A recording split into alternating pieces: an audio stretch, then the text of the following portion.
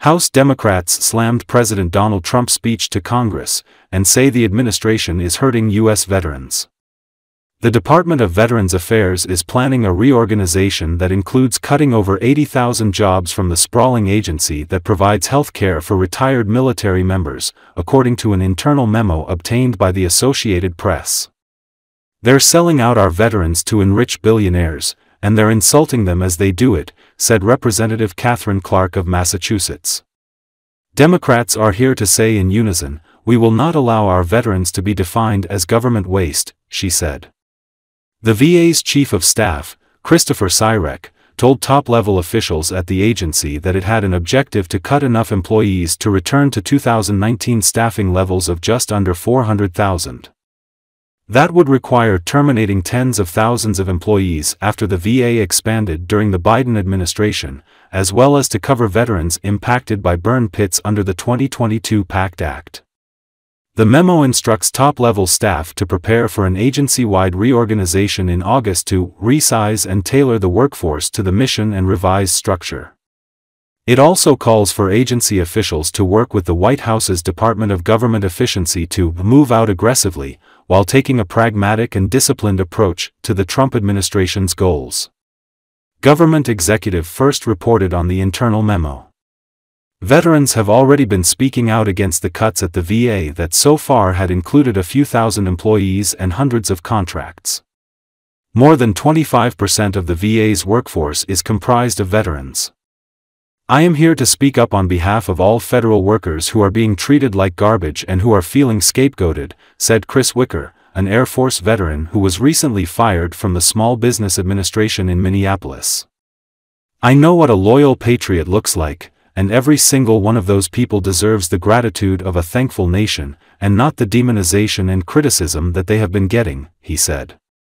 "This is unacceptable and it must end." The plans underway at the VA showed how the Trump administration's DOGE initiative, led by billionaire Elon Musk, is not holding back on an all-out effort to slash federal agencies, even for those that have traditionally enjoyed bipartisan support. Michael Missel, who was the VA's Inspector General for 9 years until he was fired last month as part of Trump's sweeping dismissal of independent oversight officials at government agencies, told the AP that the VA is already suffering from a lack of expertise, as top-level officials either leave or are shuffled around under the president's plans. "What's going to happen is VA's not going to perform as well for veterans, and veterans are going to get harmed," said Missel, who was a guest of Senator Richard Blumenthal, Democrat Connecticut, at Trump's Tuesday address to Congress. Rather than leaning on the missions of inspectors general, whose job is to search out waste and fraud at government agencies, Trump has moved forcefully against them, flouting statutes that require a 30-day notice and specific reasons for their dismissals. Missel is challenging his dismissal in court alongside 7 other fired inspectors general. Missel described the VA as a really complicated, hard-to-manage organization that is similar in size to the largest corporations in America. He defended his work at the agency as committed to make it more efficient and responsive to veterans. By Missel's count, the VA Inspector General's oversight resulted in $45 billion being saved at the agency during his tenure. But he added that Trump's actions against the inspectors general is making it more difficult for the officials still in those offices to do their jobs. In Congress, Democrats have decried the cuts at the VA and other agencies, while Republicans have so far watched with caution the Trump administration's changes.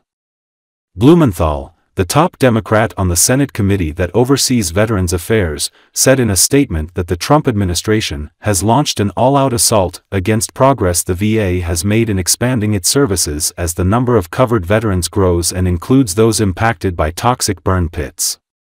Their plan prioritizes private sector profits over veterans' care, balancing the budget on the backs of those who served. "It's a shameful betrayal, and veterans will pay the price for their unforgivable corruption, incompetence, and immorality," Blumenthal said in a statement.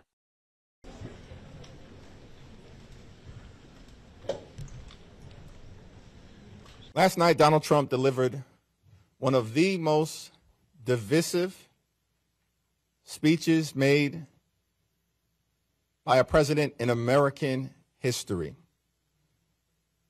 Republicans aren't trying to bring the country together. They are tearing us apart. Republicans aren't trying to move America forward. They want to turn back the clock. Republicans aren't interested in improving the economy or making life better for everyday Americans. They want to enact the largest cut to Medicaid in American history and are hurting our veterans. Far-right extremists are desperately trying to jam their reckless budget down the throats of the American people. They want us to step back. House Democrats will continue to fight back. 6 weeks into this administration, they have fired 6,000 veterans without cause. They're getting ready to fire 83,000 VA employees. They're cutting SNAP benefits that feed more than 1 million veterans. The Medicaid coverage is being cut that covers 3 million military families, and Social Security checks that support nearly 8 million veterans. They're selling out our veterans to enrich billionaires, and they're insulting them as they do it.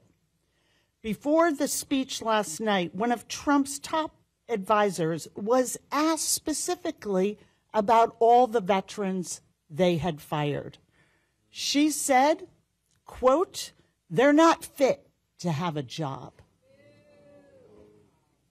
There is nobody more fit than a patriot who has voluntarily put on a uniform, who has exposed themselves to injury, to death, to illness, who has chosen to make those sacrifices to defend us, to defend our country, our democracy. Democrats are here to say in unison, we will not allow our veterans to be defined as government waste. I am here to speak up on behalf of all federal workers who are being treated like garbage and who are feeling scapegoated, rightfully so. I am here to speak up for the people who lost their jobs wrapped up in a lie that their performance was inadequate.